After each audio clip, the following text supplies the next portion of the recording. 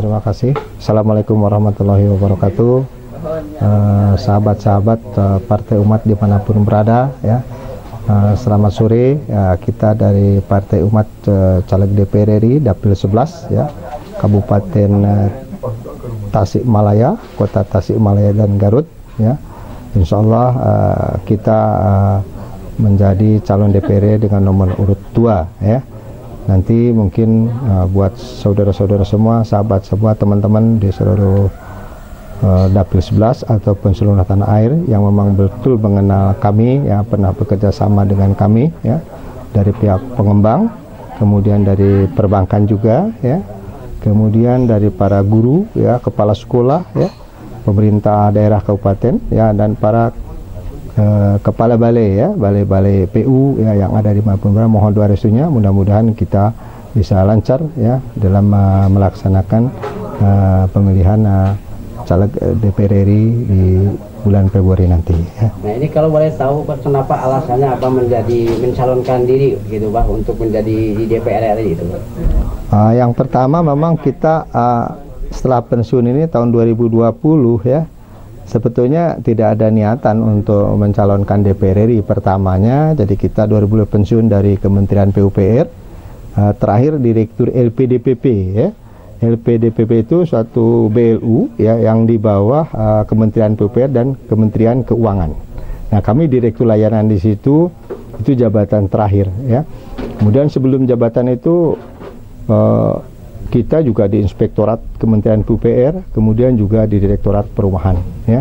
Jadi ada 3 jabatan di situ. Kemudian saya pensiun 2020, kembali ke Tasikmalaya, ya. Kita kembali ke Tasikmalaya di kampung halaman sendiri. Nah, itu insya Allah setelah pulang kampung ini memang banyak yang perlu dibenahi kelihatannya, ya. Kita melihat perlu dibenahi, ya, dari infrastruktur, ya, kemudian perekonomian di Tasikmalaya, ya, penataan kawasan di Tasikmalaya, sehingga kita muncul di situ, ya. Jadi ini kelihatannya banyak hal yang memang perlu berkoordinasi dengan pusat, ya. Ya, di antaranya kita, ya, ikutlah kita di dalam pencalonan caleg DPR RI yang mewakili Dapil 11, ya, dari Garut dan Tasikmalaya ini, ya. Nah, ini Pak, kenapa alasannya Pak ke Partai Umat gitu Pak? Kalau sejarah Partai Umat memang cukup panjang, ya, kalau cerita sejarah Partai Umat. Jadi ketika kita pensiun 2020, kita kan pesantren dulu itu, ya, Pak Cepi, ya. Jadi kita pesantren dulu. Nah, sampai pesantren itu baru ada di situ ada tugas yang harus saya emban. Ternyata setelah pensiun ngurus negara ini, saya harus ngurus juga kepentingan umat di Tasikmalaya ini. Nah, mungkin yang dari Partai Umat ini, ya ini ada partai, ya, di 2021 ada partai, baru merasakan, oh ya, ini ada Partai Umat ini yang perlu saya urus, gitu kan. Sehingga kita juga ngikut partai lain, ya. Tapi mungkin sesosok irjen lah, sudah Inspektur Jenderal yang mantan saya dari pemeriksa auditor, lama di Tasikmalaya juga di auditor. Kayaknya di hati saya ini lebih cocok untuk di Partai Umat, ya. Visi misinya jelas, ya. Visi misinya jelas, ya. Berantas kezaliman, tegakkan keadilan. Nah, itu sama dengan mirip-mirip dengan integritas di Inspektorat Jenderal Kementerian. Ya, itu rata-rata hampir sama. Dan bukannya Inspektorat Kementerian PU aja, Bawasda semua di Inspektorat semua, ya, yang memang hampir sama dengan visi misi dari Partai Umat ini, ya. Makanya tertarik, ya, sehingga kita mencoba mendaftarkan untuk diikuti DPR Partai Umat. Ya, kalau sampai saat ini Abang keterkaitan dengan sosialisasi sudah sampai sejauh mana? Terkait dengan sosialisasi, memang ini caleg yang lain ini, ya, jadi agak beda kita, ya. Jadi kita ini di DPR RI tidak punya tim sukses, ya. Kita tidak punya tim sukses, ya, suksesnya dari langit itu, ya. Jadi kita menggantungkan langit karena kita ketika bekerja, ya, banyak kiprah saya untuk di wilayah seluruh Indonesia. Jadi kita bukan kalau pejabat nasional itu dari kementerian itu tidak hanya ngurus satu kabupaten, ya, itu hanya sebagian kecil. Jadi kita ngurusin dari mulai Aceh, ya, sampai Papua, ya. Nah, itu kira-kira seperti itu, ya. Kalau yang dibutuhkan sama Pak ini kira-kira berapa kursi itu? Yang dibutuhkan oleh kita ini, kalau yang dibutuhkan relatif, ya, tapi kalau lihat baca yang tahun sebelumnya 2019 itu ada yang mencapai 100.000, 120.000, ya, salah satu partai Yang bawah juga ada yang mencapai 50.000 juga bisa jadi. Tapi kita mari optimalkan ya bagaimana meraih suara dengan banyak bersilaturahmi kepada masyarakat. Saya satu-satunya dari caleg yang memang terjun ke masyarakat langsung. Jadi kami ini tidak membuka tim sukses. Nanti tim yang tertarik dengan program saya, ya, lihat track record saya, siapa Agus ini dari sejak sosok guru sekolah, guru SMK sampai pensiunan dari Irjen Kementerian, ya. Orang bisa menilai sendiri nanti, ya. Pengalaman kita, kiprah kita, ya. Bahkan ada yang di luar keahlian kita, dulu pernah bangun pabrik dana itu di luar keahlian kita ngelaksanakan juga. Mungkin orang-orang Dahana Tasik, oh bisa memilih, oh ini Pak Agus nih, dia kenal, ya. Terus warga yang dapat bedah rumah, oh dari kementeriannya dulu bedah rumah dari Pak Agus nih, ya. Menerbitkan SK yang tanda tangannya, umpamanya yang perencanaannya yang punya data, karena kebetulan kita dulu pernah di Direktorat Rumah Swadaya. Ya. Dalam kali ini apa optimis menang itu bagaimana? Insya Allah ya, saya sudah ngitung-ngitung itu ya. Udah ngitung-ngitung, jadi kalau memang saya sering silaturahmi dengan 200 desa di Kabupaten Tasik, Kabupaten Garut juga ada 200 desa, ya, itu sudah masuk itu. Cuman memang waktunya untuk mencapai itu susah sekali ya. Ini kayak hari ini kan hanya satu desa, satu hari, dua ya. Kadang-kadang maksimum 2 hari.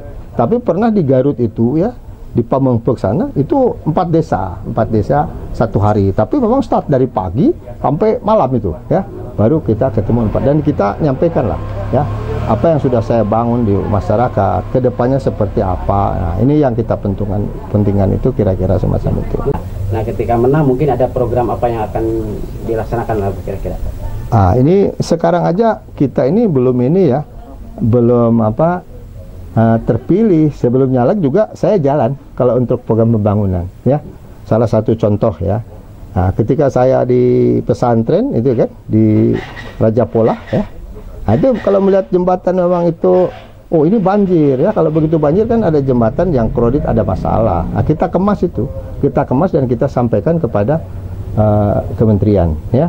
Ya itu prosedurnya itulah. Orang tidak paham prosedur itu ya. Nah, kita alhamdulillah sekarang sudah bangun jembatan ya.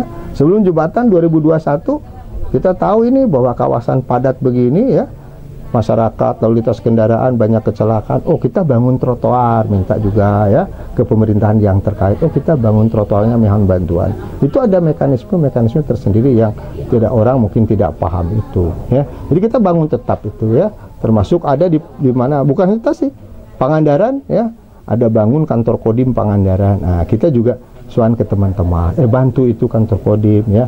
Daerah yang baru ya. Kemudian airnya kan kurang ya, sehingga teman-teman itu sasaran teman-teman juga sesuai dengan kebutuhan ya, sesuai dengan kebutuhan. Nah itu kira-kira banyak yang saya bantu juga sebelum jadi dewan ya. Kalau sudah jadi dewan banyak lagi ya, penuntasan itu daerah lingkungan banyak ya, kemudian itu pertanian, pesawahan, banyak lahan kering ya, kemudian sumber air bersih ya, banyak sumber air bersih. Kemarin dari Sigalontang 2 titik berapa titik itu saya lihat tuh, oh ini ada yang salah pekerjaan ya, pasti kita harus dikemas ulang nanti ya, dikaji ulang, direview lagi hasil pekerjaannya.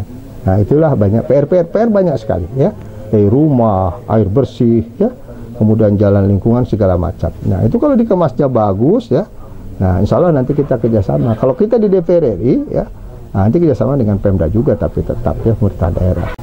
Terkait dengan pembangunan rumah, jadi awal cikalnya kan saya itu ya. Saya di Direktorat Rumah Swadaya. Jadi saya yang menghitung itu ya. Satu rumah itu butuh berapa. Dulu kan judulnya hanya renovasi ya. Hanya renovasi rumah, kemudian judulnya itu apa yang rusak nih ya. Kalau renovasi kan pondasi sudah ada, tapi mungkin dinding tidak. Nah, saya ambil yang dinding ya, ambil yang atap, ambil yang plafon. Jadi tidak seluruh ya, karena itu perbaikan rumah. Nah, hingga di pemerintah itu ada 2 kategori ketika saya di Rumah Swadaya. Itu ada PB pembangunan baru ya, ada pembangunan rehab atau rusak berat atau rusak ringan. Nah itu kategorinya. Kalau memang pembangunan baru ya sekitar 30 juta ya, 30 juta. Nah kalau ini tadi dia katakan rehabilitasi itu 15 juta. Namun ke depan itu memang perlu dievaluasi. Itu permennya nanti, peraturan menterinya. Kalau saya duduk di DPR RI kan itu pasti itu kan, karena saya paham benar dan saya yang membuatnya ya. Saya dan tim yang membuat regulasi rumah swadaya ya ketika awal. Karena sudah sekian tahun, butuh evaluasi dong ya. Nah, saya nanti bisa mengendalikan. Makanya kepada warga di Tasikmalaya ini jangan segan-segan ya memperjuangkan Agusni untuk duduk di legislatif. Saya paham tentang undang-undang itu. Saya yang membuatnya undang-undang itu. Nanti kalau bedah rumah, apa bisa tadi dikatakan 30 juta? Bisa saja ya.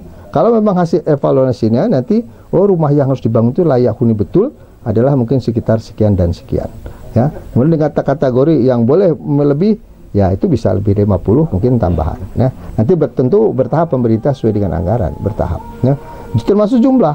Kalau jumlah juga kalau nanti regulasi pemerintah di bawah presiden yang baru, ini mungkin dari tol sudah cukup nih tol ya. Tol selesai ya, pembangunan infrastruktur yang lain selesai ya.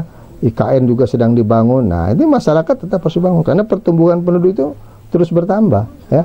Jadi tidak menutup kemungkinan itu bisa ada perubahan ya, perubahan. Jadi tidak harus segitu saja karena harga bahan bangunan setiap tahun berubah harga bahan bangunan itu. Untuk bantuan rumah itu. Nah, ini kalau untuk bantuan rumah, kalau saya harapkan dulu zaman kita di sana kan program 1 juta rumah. Nah, 1 juta rumah itu dari macam-macam itu ya. Ada dari para pengembang ya, ada bantuan perumahan, ada bantuan dari provinsi ya. Bantuan dari provinsi, ada bantuan kabupaten kota yang sudah mampu mengelola rumah ya. Itu 1 juta. Nah, mudah-mudahan nanti kalau saya dipercaya oleh warga masyarakat Tasikmalaya ya, khususnya ya, kemudian Garut juga ya. Nah, kita harus bertahan bisa 1 juta itu untuk dapil saya gitu kan, dapil kita, dapil 11 dapat 1 juta rumah kan luar biasa ya. Itu termasuk para pengembang. Mari kita mengajak para pengembang dari Ray Apersi ya. Jadi tidak hanya bangun ya, tapi kita mari membangun yang berkualitas sehingga masyarakat juga bisa menikmati, bisa dimiliki ya dengan menggunakan fasilitas pemerintah. Ya gitu. Mungkin ini yang terakhir Pak, mungkin ada yang mau disampaikan buat masyarakat gitu. Saya pikir ini untuk masyarakat di Tasikmalaya ya, kita berpesan ya, saya banyak cita-cita saya yang belum terselesaikan karena kalau sudah pensiun sayang sekali kalau kami hanya tinggal di rumah. Fisik saya juga masih memadai lah gitu, masih kuat bertahan ya. Kemudian kepada warga mari kita memilih ya, memilih calon pemimpin kita ya, baik untuk RI-nya atau DPD atau pemerintah kabupaten ya. Memang yang profesional, lihat track record dia lah ya, dia sudah berbakti untuk apa di masyarakat. Memang kalau jadi DPD ini, kalau saya katakan kalau hanya biasa-biasa tidak pernah kenal di masyarakat, repot ini ya, agak repot. Tapi kalau kita sudah biasa kenal dengan masyarakat ya tidak susah ya, tidak susah. Mudah-mudahan dengan Partai Umat ini ya, Partai Umat ini bisa apa yang saya harapkan bisa terlaksana dengan baik ya. Tentu dukungan dari Pak Amin Rais sebagai Dewan Syuro kita ya, kemudian juga dari ketum kita ya, Pak Rido ya, anak muda yang begitu, dan sahabat-sahabat di DPP di pusat ya, DPW juga ya, DPW di Bandung dan DPD di Kabupaten Tasikmalaya ya, dan Kota Tasikmalaya dan Garut. Jadi 3 kabupaten yang support kita, mari berkarya untuk bangsa ya, berkarya untuk bangsa membangun negara ini ya. Saya kira itu Pak Cepi ya, kita berkarya bersama Partai Umat dan untuk umat ya. Terima kasih. Assalamualaikum warahmatullahi wabarakatuh.